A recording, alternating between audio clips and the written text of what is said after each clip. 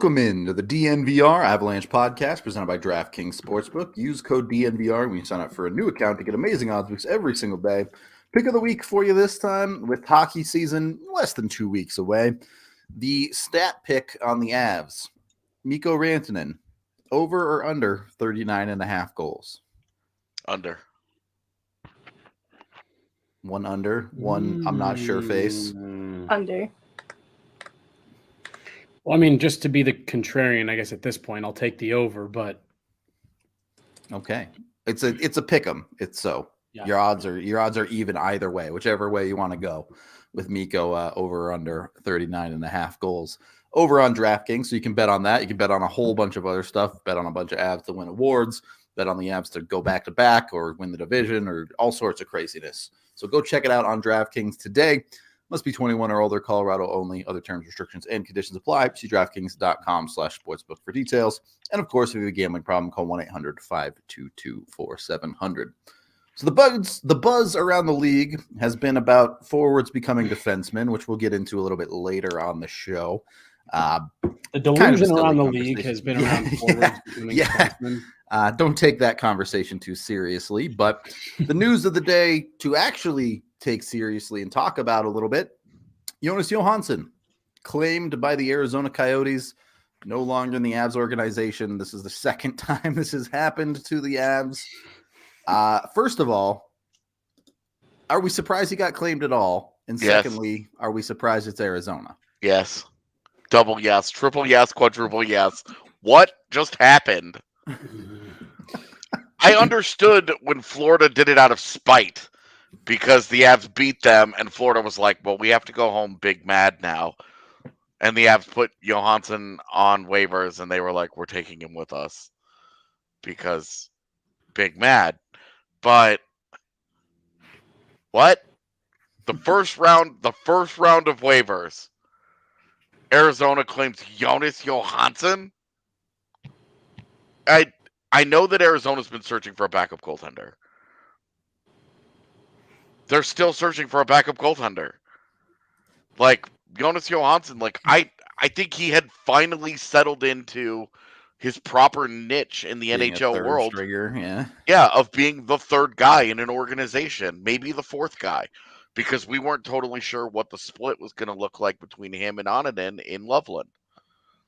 So it was like, okay, but you felt like in a pinch, if you absolutely had to, you could call him up for a game. He could open the door for you. He could get into a game. He could play for you if you absolutely needed to.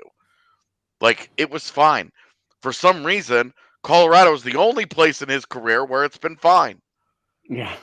And I don't understand what Arizona's doing because we've seen Jonas Johansson's results behind a team that has no defense and is not any good. His entire Buffalo tenure was nightmarish for partially those reasons. And one of the reasons he was okay in Colorado is because they could insulate him. Well, I mean, Arizona is trying to get Connor Bedard, so. Okay, but they've already got plenty of bad goaltenders on their that they are paying. That's a fair argument. And that's where it's they did this. Well, I was gonna add to your outrage. This doesn't. And look, this isn't a knock on Johansson as much as it is the move. Yeah, if you're trying to be bad, why did you make a move that seemingly you try to pass off as an upgrade? That's why you claim players, because you think they're better than what you have. If you're actually trying to be as bad as possible, cool, just roll with the AHL, NHL guys you have. It's just an awkward claim or an odd claim. I don't really get why. They do it the very first wave of cuts. They jump on it. You made this point, and I hadn't thought about this. There are going to be 50 goaltenders that pass through waivers in the next 10 days. Probably some markedly better ones than JoJo. Guys with upside, guys that teams didn't want to move on from. I feel like we're dunking on Jonas Johansson here, and I really am not trying to do that at all. I'm trying to say he has shown that he is not quite good enough to be an everyday backup in the NHL.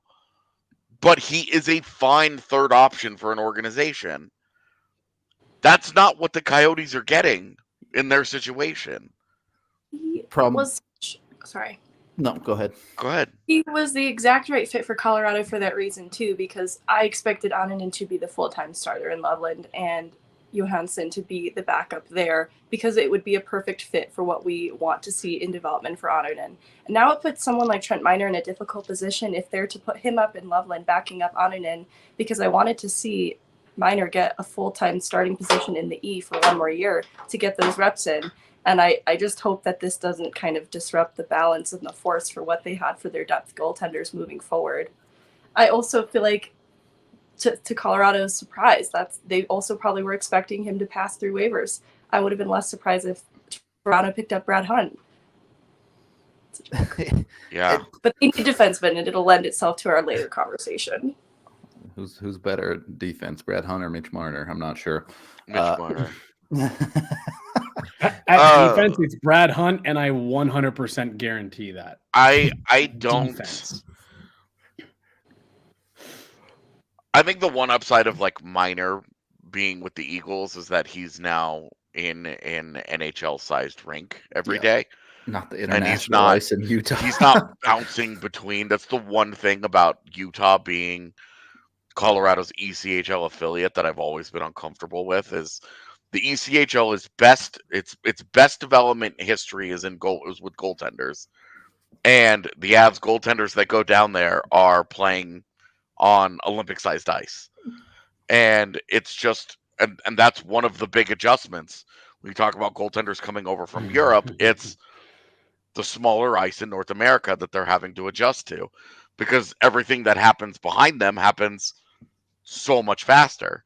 Well, And now Miner will get the chance to be, obviously he'll be playing in a better league, but he'll also be on North American ice every day where he gets to kind of have a more consistent development path there. But to make its point, how many starts does he get? yeah, that's 20, 30?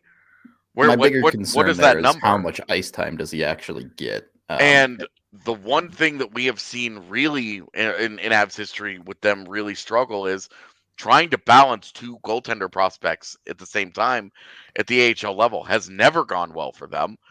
And their only real track record of success with it has been the kind of setup that they had where the prospect was going to play, but they had a veteran that they trusted, that they liked, who could come in and play. If Annunen has a bad couple of weeks, they could throw the veteran in there and let him have the net for a little while. We saw it last year with Miska. When Annunen struggled a little bit, Miska came in and took the net for a little while. Annunen kind of found himself, settled it back down, and then had it back by the postseason. No big deal. Losing Johansson sucks for the Avs. It's not huge. This isn't like a big thing, but as Megan had mentioned earlier, it was kind of the ideal setup because you had your 1-2 in the NHL, and then you had two guys that you were comfortable with calling up to the NHL in Johansson and Annunen, if need be. If there were injury, if one of them got hurt and then there were injuries at the NHL level, that was the guy you called up.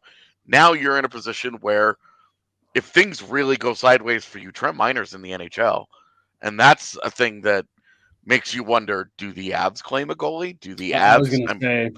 I don't think so, because you're not wanting to claim a goalie and keep him on your roster. You can't. But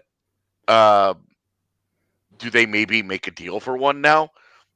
You wait for a goaltender to pass through waivers, and then you make a deal for that guy. And then we've seen teams regularly throw like a 6th-round pick out there for a minor league goaltender. And like we've seen conditional deals where they're like, hey, a conditional 7th, if this guy plays 10 games for you, we get the pick. And if he doesn't, then we don't. So I think the complication of getting one on the waiver wire is that when you claim a guy, you don't just be like, oh, he goes to the AHL. He's got to be on your NHL roster. Otherwise, the other team can just claim him back, and that's that. Yeah. Well, so that's where that part of it, like you can't just be like revenge. There's something relevant there, though. if for whatever reason Arizona does waive JoJo in the next month, the Avs can claim him back and immediately put him in the AHL. So. Yeah. What's annoying though is that he probably went to the one team that won't do that. And I two, think so. the other thing that, because I agree with everything that you guys just said, it was a good situation for the Avs. They were comfortable with him for a game or two, whatever. You also do, just on the flip side of it, and look, it's pro sports, it's part of the business, you deal with it. You feel for Johansson a little bit. He told us last week, I came back here for a reason. I know the coaches, I know the team, I'm comfortable here. And I don't remember his exact verbiage, but he alluded to what you talked about there, AJ, where like, I've had the little success I've had in the NHL has come here. So I wanted to be here and I chose to come back here. And then you don't even make it out of camp without getting claimed. Arguably going from the best team in the league to the worst. It is a weird double-edged sword, though, because here he was just going to continue to be a third guy. In Arizona, like, he's going to get an opportunity to be a backup, like a real backup, an actual backup that stays in the NHL, cashes NHL checks, and has an opportunity to try and build a resume that says, I want to be here. And to be honest with you, Arizona's been pretty good with goaltenders the last 10 years. They've done a good job turning out goaltenders and turning reclamation projects like Darcy Kemper, like Jonas Johansson, into NHL goaltenders, like getting good play out of those guys. So it's from that perspective of it, Johansson's going to a place that has coached up goalies really well. He's going to get an opportunity to play. He might be getting set up for failure because the team in front of him is brutally bad, but he's going to get a chance. He's got to at least appreciate that aspect of it. He was about to be a Colorado Eagle. Now he's going to be an NHL player every day. Mm-hmm. Yeah. Yep. The other part of this conversation, and maybe the bigger concern here for the Avs, this might not be the last guy they lose on waivers heading into this season. Yep. There's still plenty more guys that are going to get sent through waivers on the Avs. We talked a little bit about Martin Kaut and Shane Bowers the other day. Is this a bad sign? Are you guys gearing up for the Avs to lose someone else? Gearing up for, I don't know. Like, I don't think somebody's claiming Shane Bowers. I don't think somebody's claiming Jason Megna. Charles Hudon passed through waivers just fine. Like, I think the waiver threat is significantly overstated every single year for most guys. The only guy that I am curious about is Martin Kaut, because he's still young enough. You know, he's 22? He's still young enough. He's got a first-round pedigree. He is a guy who has shown well in the NHL or in the AHL, and is just kind of stuck in a top tier organization. All of that mixed together makes me wonder if a team like in Arizona, you know, and again, I bring this point up. One of their pro scouts, Colorado's old amateur scouting director, who was the guy who drafted him. There's that connection there where he could just say, hey, this guy could help you. This guy could jump into your lineup and play right away and whatever. And that's why I just think that combination of factors says that I think Kaut is the one that I am concerned about. All the other guys, I'm not too worried about claims. Yeah. That simple? I agree. Okay. I agree. Yep. All right. Megan, you're 70% of the way there. Yeah, and then you backed out. I want him to be claimed. Like JoJo, I didn't want to be claimed because it was a perfect fit in Colorado, but I just don't see Martin Kaut playing in the NHL this season through Colorado. And I think it's better for his development to play his best years of hockey, getting regular NHL minutes, and I just don't see that happening for him unless that happens and he gets claimed on waivers. You don't want him claimed though, because that's right. You'd rather get shit. in return. Yeah, I was gonna say if you're gonna lose him, you'd rather get something for him. So I mean, like, do you I think? agree. Do you wonder if there's a deal to be made somewhere in the league where a team that wants Martin Kaut maybe has a defenseman prospect that they've not prospect Had swap. any interest in like, it? Yeah. and both teams are kind of in the position where they're like, we're gonna send this guy down, and there's a chance that we lose him. You know, I wonder if there's somebody on Colorado's pro scouting radar where they're like, we've talked about this a lot, you know, and it's funny the conversation all week has been Martin Kaut has been so solid in the preseason, and now come Friday we're like, let's trade Martin Kaut. But it's like I do wonder, like, if they were concerned, if they do decide, hey, he's not going to make the team, he's not going to be on our roster or whatever, we are nervous about sending him through waivers. Is there a deal to be made somewhere? Because another forward isn't really what they need. A defenseman prospect that can help them, so that they aren't leaning on Jacob McDonald and Brad Hunt. Yeah, like a Nick Beaudin or something. Yeah, like Casey mentions Oli Ualevi in chat. I would say maybe a defenseman whose body isn't broken. That one's a little too far gone, I think. Yeah, but a guy like that, you know, that kind of archetype. Like, what's Yusuf Alamaki up to right now? Is he gonna crack that Flames defense? I don't think so.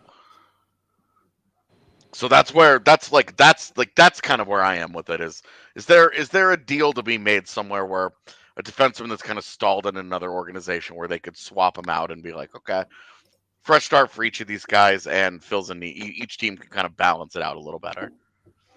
Well, and Megan makes a good point about he's had a good preseason.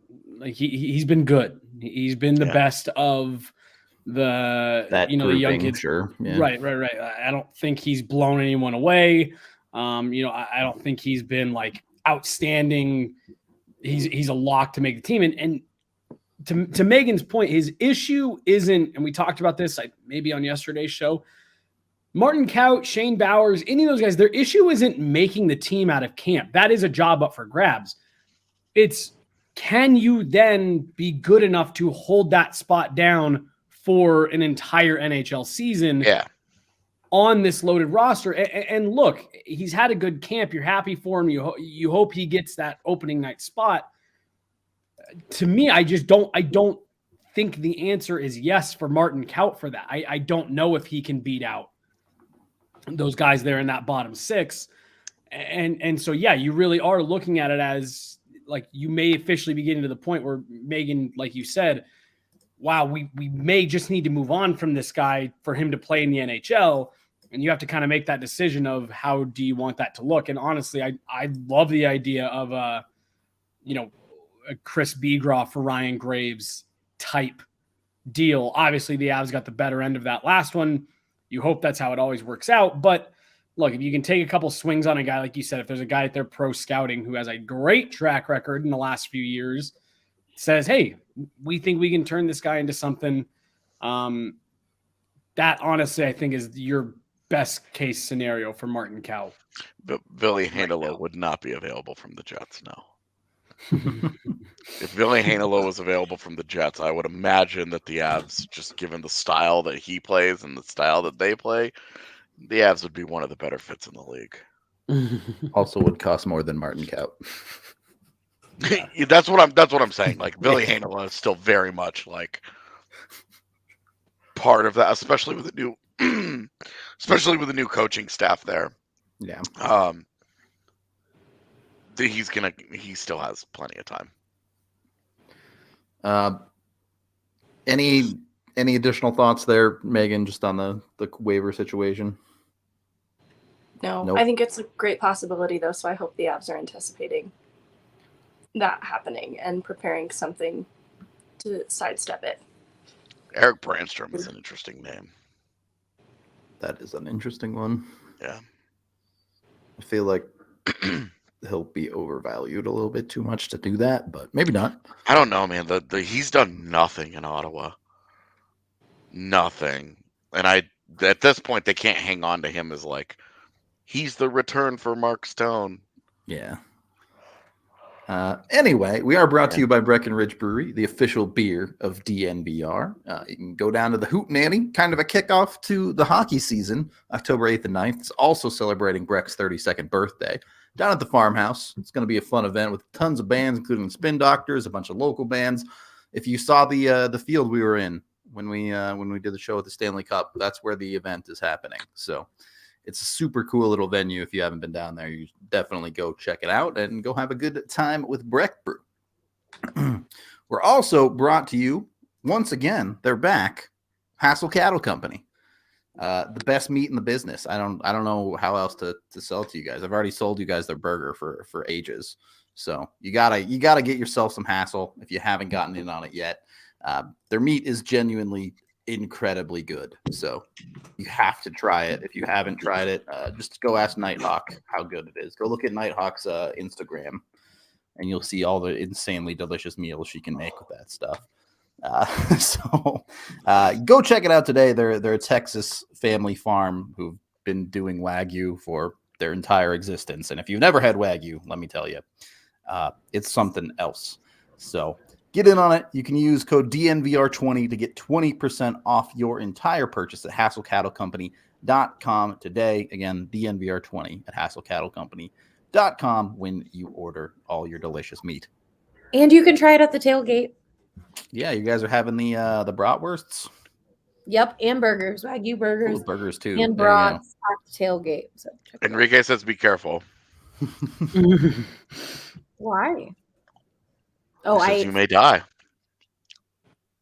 Too good. Yeah. Way to go, buddy. All right. Second period of the DNVR Avalanche podcast presented by DraftKings Sportsbook. If you didn't watch yesterday's show, we did interview Alex Newhook on the show. Highly recommend you go check that one out. It was an interesting interview. Kind of a lot of different topics covered, but overall, you continued to get the feeling that Alex Newhook is ready, if you're asking me.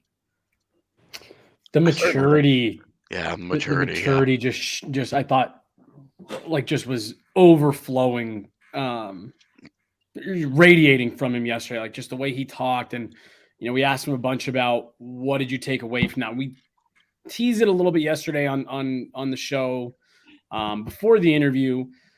But no, just how he talks about what I love that he talked about with the demotion at the beginning of the season, then two, the healthy scratch at the beginning of the playoffs was his initial reaction to it. I think he even used the word pissed yesterday when he talked about the AHL demotion. Like, I was pissed when it first happened, but then when he got there, he understood why he was there, what he was needing to work on, and he spun it into a positive. And then again, we danced around it yesterday without saying the exact words that he used. But again, he talked about the beginning of the playoffs. I was a healthy scratch. I've never been a healthy scratch before, on teams. I've never been in that situation where if I'm not healthy, I'm not playing. Of course I'm playing. So it's just a learning lesson. And that's why you feel, at least for me, confident that he'll be able to take the necessary steps and do what the Avs are wanting him to do this year. To get to that next level, because you heard it from his own words. I took it as a negative, but I found ways to spin both of those as positives, and I'm so much more prepared now because of it. And that to me was my kind of biggest takeaway from yesterday and just our conversation with him. Look, man, he looks like every time he got scratched in the playoffs, he went to the gym angry. Working out with Val. Yeah. Every scratch was like, all right, I got to put on another pound of muscle. Yeah.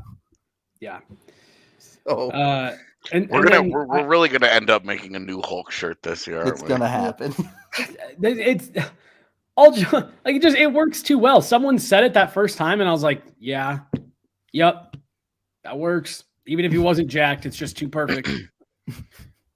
And then again, I teased it a little bit yesterday. I didn't want to give anything away. Him saying, because I had to know, was there anybody that when you got up close, you were like, damn, I knew this guy was great, but I didn't realize he was this good. And for him to say Nate, like, I do just think you watch Nate play, and yeah, we all know how good he is, and such a powerful skater and all that stuff. But to hear an NHL caliber player, grew up playing at the highest levels of hockey for his age group, to say, yeah, you get on the ice with him and it's kind of another level than you even realize. It's just people don't have the full appreciation for how good those guys are. And to hear someone who is in that tier say, yeah, this guy is just that good, that even for people like, other NHL players to say, yeah, he's just that special. It gives you a better appreciation for just how good Nathan MacKinnon really is. Megan, any thoughts from the other side of the table of that interview? Well, it was kind of the overarching idea of how this organization sends messages to its young players and watches very closely how they respond to the messaging. And we talked about it a little bit yesterday too, but I think it's what separates players that are going to succeed in this organization versus won't. And you just have to, if you're told we can't give you this opportunity right here, the conversation doesn't end there, and the organization's looking at you closely as a player to see how you respond to that. And I think it's important for players coming into this organization or just newer prospects to look at that. Like Sampo Ranta's attitude coming into camp fits perfectly what they need to see in young players who are not being given an opportunity yet, but they're still being watched closely to see how they respond to even the denial. And I think that it's just important for everybody, every young player, to take note of that. Yeah. All right. Yeah. AJ, sorry, I cut you off at the very beginning of this conversation, and I wanted to hear what you had to say about it yesterday. The maturity is just what stood out to me. That's, and I think that as I've gotten further into my career and being around the team and watching them transition from an era of older players into younger developing players, the one thing that has really stuck with me is that these guys are all pretty good at hockey, and there are some guys that you can see separate, the McKinnons, the Makars, even a guy like Byram, where you're just like, you can just see it when you watch him every day up close. You can just see that guy's on a different level. But with a guy like Newhook, I think he's going to be a very good NHL player. He's going to be a good player for a long time. We're not talking about a potential Hall of Fame career here. I think we're talking about just a really good hockey player. And the way that those guys usually maximize their talent is the thing that will really separate them is the mental game, the mental aspect of it, just the maturity and the approach and the understanding and the willingness to take the lumps early in a career. And it is one of the biggest adjustments, because you're talking about guys who have been king shit their whole lives. They've been the best players on their teams, or they have been around other guys who have been best players on their teams. Like when they go off to a tip-top NCAA school like Boston College, which, remember when Newhook was there, it was insanely good. Yeah. Like 7 first and second round picks all showed up within a year of each other. It was just loaded with talent. But those guys all sort of separated, and you see the thing that makes the big difference, and we're talking about with Newhook, like, it's his maturity. He did get demoted last year, but he came right back up. That's not preferential treatment. It's the fact that he took it on the chin. He had a positive approach, and he went down and he kicked the shit out of the AHL. So to expand on this, and Jesse has mentioned this before too, last year was technically his rookie year. And I think even that obfuscates it a little bit. He's 21 years old. Yeah. Right. When I was 21, I was failing out of college. And Alex Newhook is handling this with this much maturity is ridiculous.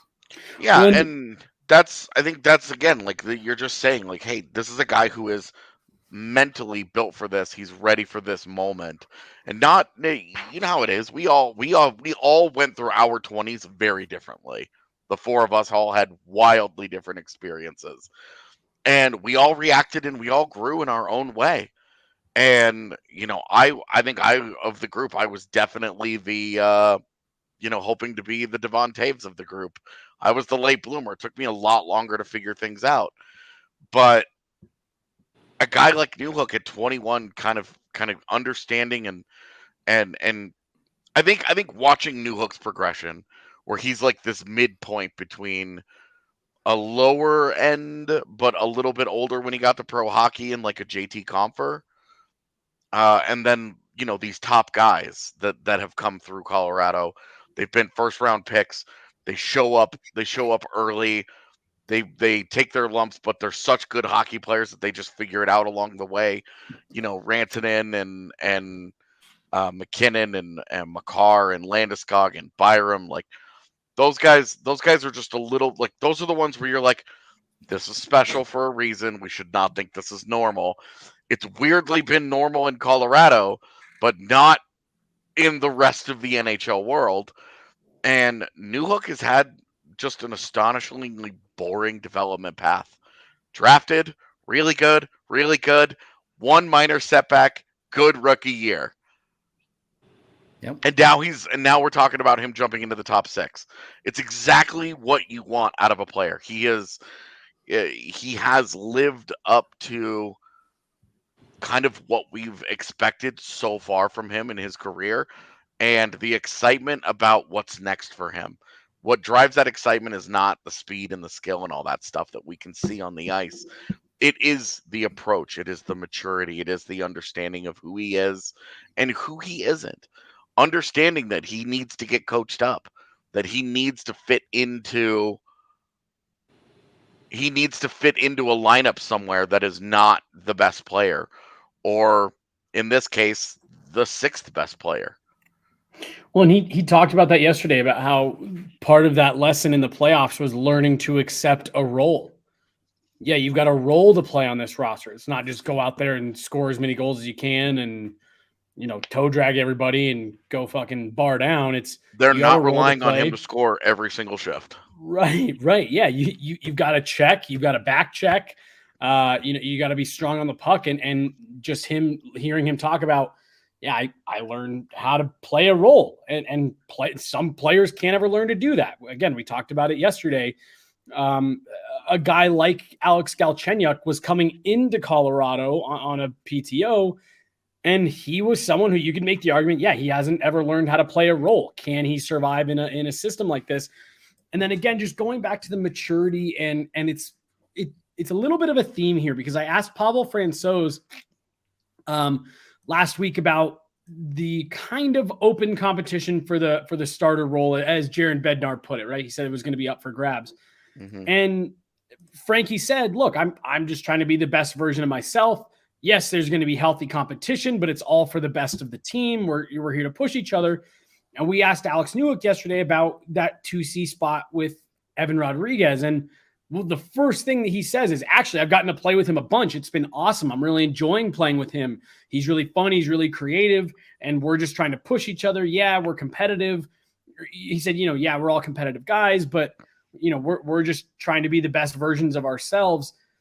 And again, that's the maturity with the culture that this Avs team has built, all just kind of coming together. And you hope that it turns out a really good hockey player. But again, I love that for someone who, like, hey, look, they brought this guy in to be your competition, to steal your job, maybe. And Alex Newhook's like, no, he's super fun to play with. I'm enjoying the hell out of it. Like, it's great. And it's just, that's the type of mindset that he'll get there, and he'll be really good once he gets there. And to the point that Rudo just brought up, he's 21 years old. He's not going to be there tomorrow, but after our conversation with him yesterday, I feel fairly confident that he will get where we all think he has the potential to get at some point soon. Yep. Yeah. All right. On that note, we are brought to you by Athletic Greens. Just one scoop in your water every single morning.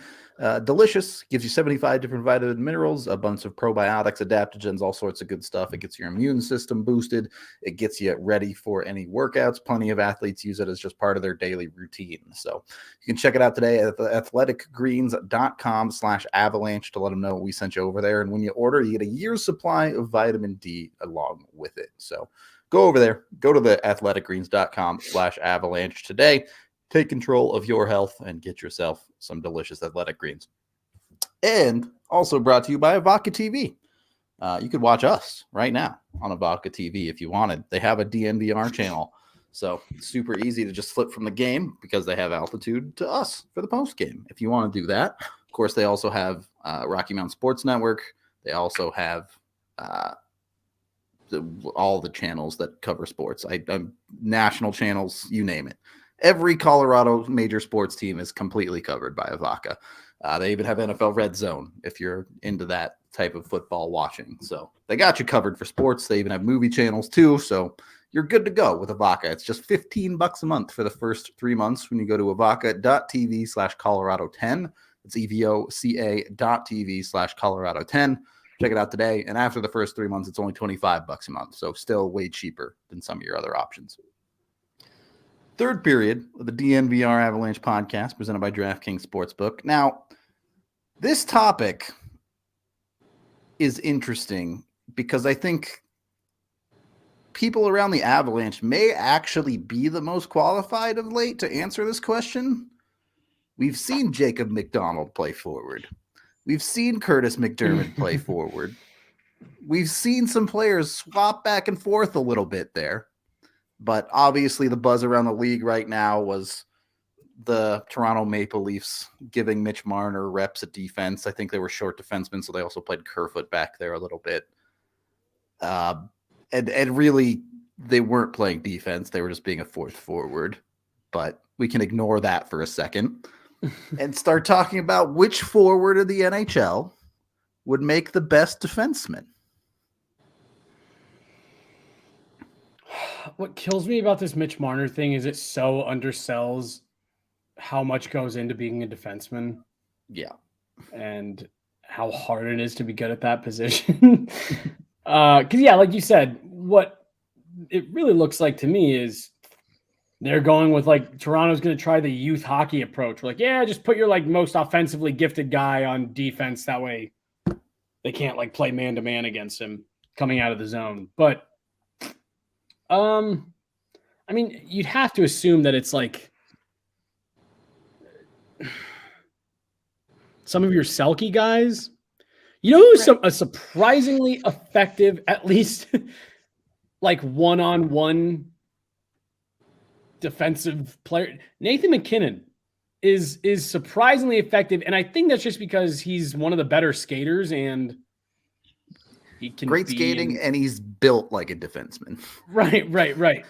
And I mean, like, I think he does an okay job. Like, there's been a few times or the last couple of seasons that I can think of where he got caught as kind of like having to, you know, pinch back on something. Yeah, last man, or like be part of a pair. Again, to break up a single rush. Like, I'm not trying to frame this as he was this like shutdown guy for a shift. Like a single rush, he was able to keep someone to the outside. But it's just so hard. I mean, like you see it in every game. In every game, a forward gets caught back and they just get walked right into the middle of the ice. And like I want to say Ryan O'Reilly. Someone put in the chat, like he's a horrible skater. He wouldn't be able to skate. Like he's got great stick work. He's a bad skater going forward. You want to put that guy into transition skating going backward? And yeah, sure. That's a guy that gets beat to the outside every single time, and then you're like, wow, that guy's really bad.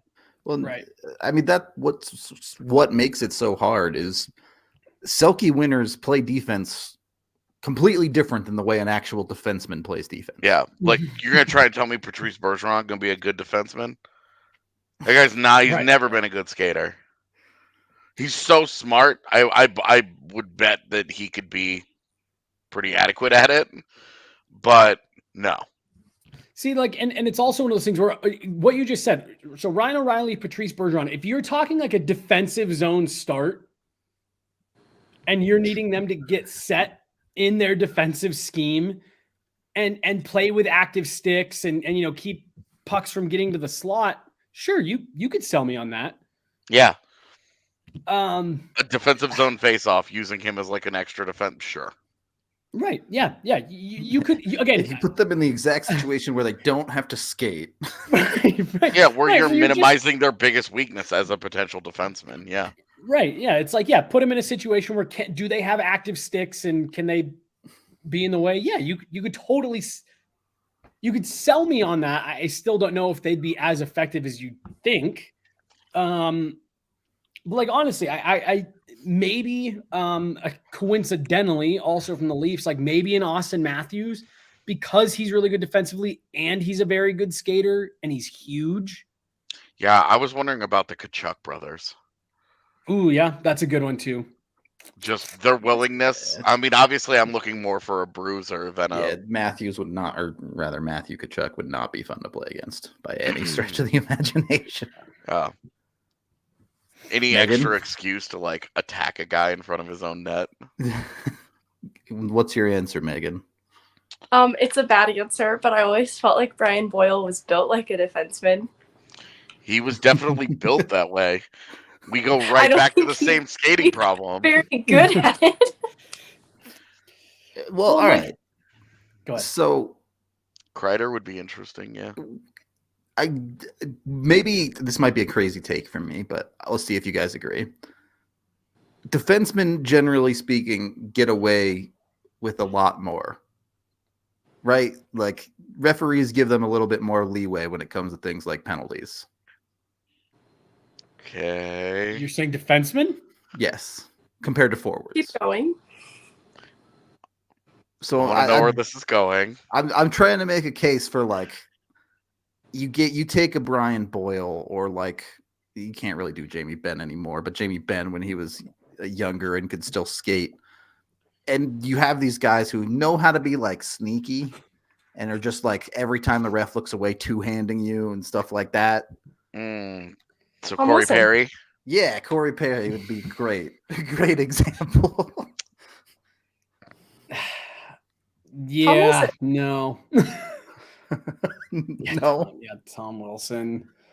Right. I don't think he's sneaky enough. He just gets away with it right in front of the refs.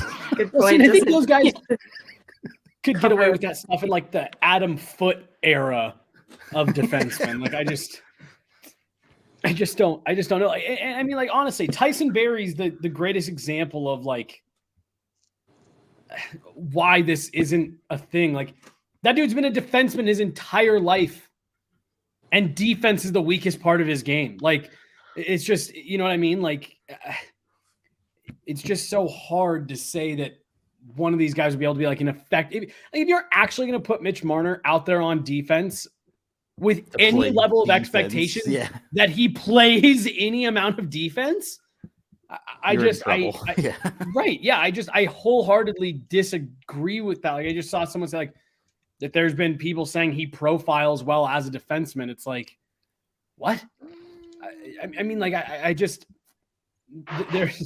it's so much of a harder position to play than you realize in terms of reads and it's you mentioned Tyson Barrie. It's the exact same conversation of people like, oh, just put Tyson Barrie at wing. And that's like, that destroys everything that he does well. Like it's going to ruin him. Right. Yeah. I just like, there's a reason that players like Cale Makar are such a rarity where, you know, we asked Jared Bednar last year, if you played him at wing, how long would it take for him to be an elite winger? And he's like, probably a few games. Like you don't say that about a lot of players. And even then, to your point, Rudo, like, yeah, but he's built his entire game around where he plays on the ice. Yep. Like that he sees the ice from the position he's played his whole life. You think that shimmy move's going to work off the half wall? I don't know. Right. Yes. Just ask Kirby Doc, I guess. But yeah, I was going to say, fuck. No, I mean, like, look, if they actually try him at defense, part of me will just be like, you know what? Good for them, like finally just embracing, hey, we've obviously loaded up on really high end forwards. Our defense is fine, but we're just going to skate with 4 forwards and YOLO. It doesn't really matter anyways. Yeah, I think you're underselling Mitch Marner just a little bit, but I don't. I think it's obviously, but I think it would be a lot of fun, and I like creative new ideas coming into the league like that, where it does give you an opportunity to kind of look at a player differently and say, have we maybe missed something with this guy? Have we maybe missed? Have we maybe not missed? He's 100-point wing, like right. You know that he can be really good for you, but like, is this a guy whose skill set, like, nobody ever tried him back there before? So let's just see how it goes. And I don't know. I think it could be fun. I mean, it's so it being the Leafs, everybody gets to laugh if it doesn't work out because it's fun to laugh at them. So I'm going to turn the clock back like 3 weeks when we were talking about moving Mikko Rantanen into center. And pretty much everyone on this show was like, I wouldn't do it. You're taking an elite winger and moving him to a position that he's just okay at and he hasn't played in a few years. And you think it may go better moving an elite 100-point winger to defense? If you have a team need for it. But again, like, that's not a solution. That's just like, that's literally like youth hockey bullshit. Hey, you're one of our best players. Go play defense. Like, so the whole thing started because they have injuries, right? Yeah. And because they're pressed against the cap and they have really limited options. Hold on, I'm looking. If your option is Mac Hollowell or something named Philip Kral. Something named Philip Kral. Or one of these other guys that I have never heard of that I have no idea. Axel Rindell. Incredible name. Awesome name. Are you going to roll with that guy? Or maybe you just say, hey, and like, maybe it's not Mitch Marner. Maybe it's a different guy. But like, hey, let's try one of these guys on defense for a couple of weeks while we figure out the injuries or whatever. Yeah. I don't mind. I just don't mind it. I think it's fun. I think it gives us a different look. And you're right in that you're not going to be like, this is the answer. Solved. And like Mitch Marner's just a defenseman from then on. But it is I think it's interesting. I think it's an interesting idea. And I'm willing to let it fail before I dog it. Again, if the concept was, and maybe this is what actually it is, and it's Twitter that's kind of like twisted. If the concept was, we're going to play Mitch Marner out there at the point as a 4th forward because we believe that, like you said, I'm all in for fun and try new things.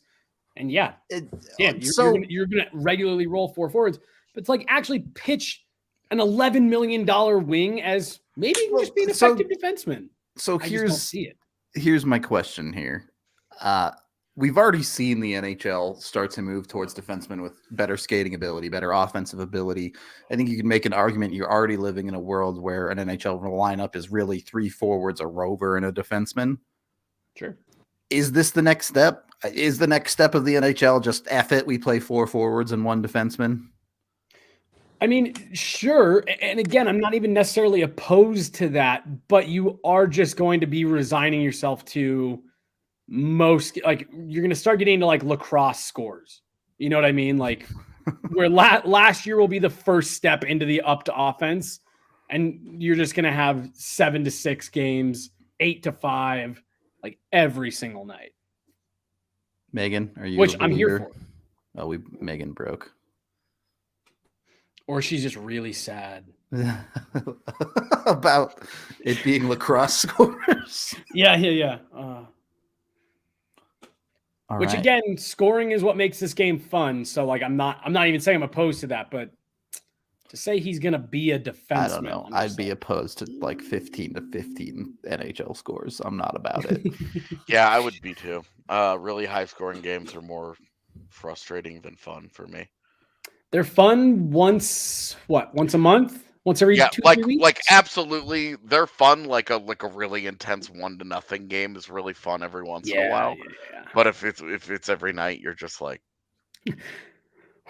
1-0 games are really fun in the playoffs because there's a 1-0 game in the regular season. You're like, okay, let's do something here. Megan, how do you feel about high-scoring games in the NHL? Yay or nay? All right. I think it's finally working. Is it the 4-4? the great jinx. It's kind of working. Can you hear me okay? Yes, we can hear you. You had a hilarious frozen face a second ago. Damn, that's rude. Oh no. Is it working now? I don't even want to speak. I'm not sure what it'll land on. No, you're good. Go for it. I don't love the idea. I still like the emphasis on defensemen being defensemen and having two of them on the ice. Yeah. Before I was a goalie person, I was a defenseman person. And it was for the reasons that separated them from the forwards, like their backward skating. That's why, like, Stephen Elliott, we were talking about him at the rink the other day. And I was like, that was one of my first favorite players. And it was before goalies ever entered the picture. So I love goal scoring. I think it's fun. And the Avs, I think, have embodied a perfect representation of goal scoring defensemen, but also defensemen. And I wouldn't want to deviate from that too much. My last thing on this, I'm fully with everything Megan just said. My one thing in terms of like what AJ was saying about their options, they are still like today, they're about $3 million over the cap. So like the Maple Leafs in particular, no choice. Don't really have much of a choice but to try creative stuff. So like I will say that. But I'm with you, Megan. Like I think defensemen are underrated in terms of what they do and what they have to do. And I'm all for in preseason doing this type of stuff because it's fun. Yeah. I just don't want to see the league move to do this seriously like all the time, but I think it's fun. Like I love seeing Jacob McDonald play both. Yeah, see, if you start doing this, Mitch Marner, you're going to eliminate a bunch of jobs for the Jacob McDonalds and Curtis McDermotts of the world. Even Rob Hamilton can do it, you guys. Yeah. Jacob McDonald playing both is great, and then you get to game one of the playoffs and Jacob McDonald's in your lineup, and you're like, okay. With all due respect for Jacob McDonald. Okay, we're gonna wrap this one up here. Any final thoughts on waivers, Alex Newhook? Otherwise, I mean, I think it's an interesting conversation. Let's just live in the world where this works for Toronto. Sure. Is Mitch Marner more valuable as a wing or a defenseman? Depends on what level of work. Is he a 100-point player as a defenseman? Because then a defenseman. Let's say he's like a 60-point defenseman, but his defense is good.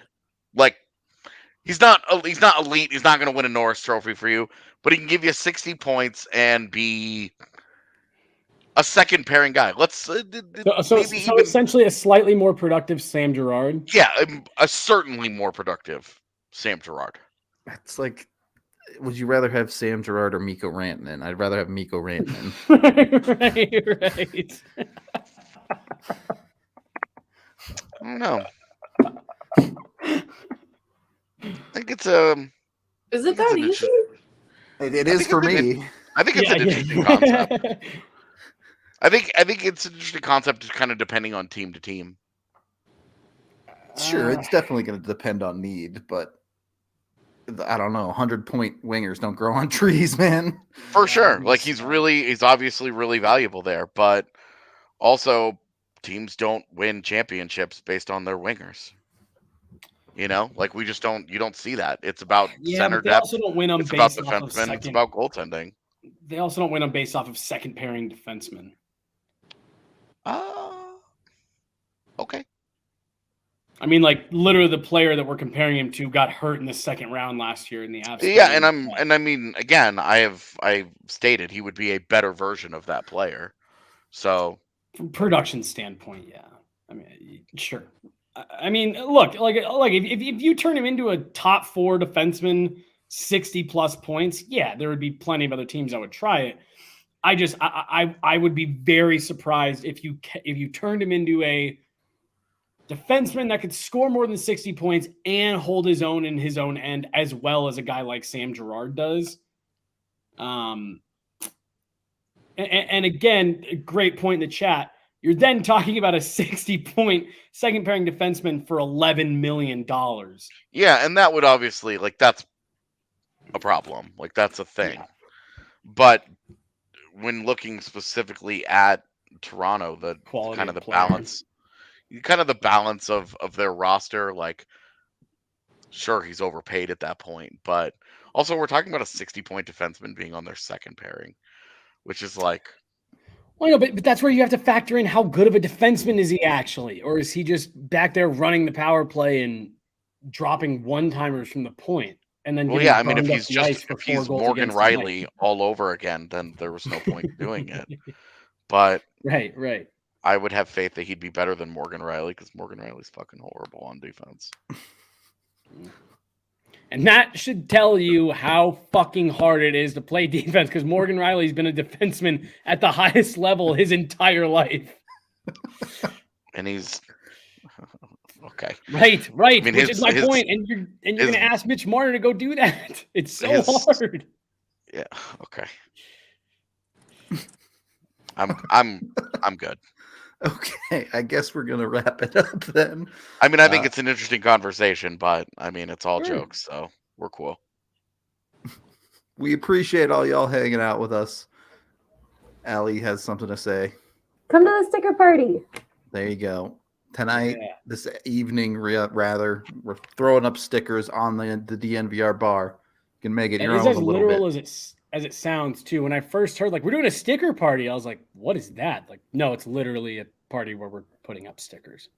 And the best thing about it, in my opinion, is even if you're not able to come tonight, let's say you're from out of town or you just can't, whenever you want, bring a sticker and you can always put it on the bar, and it's like leaving like your mark on the bar, which I think is pretty cool, because whenever you come back, you can be like, oh, that's the sticker I put up on the bar. So There you go. I can make it super cool. I think it's your cool. own little piece. Yeah. I'm a big sticker guy. All jokes aside from what we were talking about before we started, I'm a big sticker guy. We had my last house, we had a garage fridge that we used to have the whole side of it covered in there's some good ones in there. Yeah, I have a bunch of stickers like everywhere. Adrienne will be Sure, there, Leo. so all of her stickers.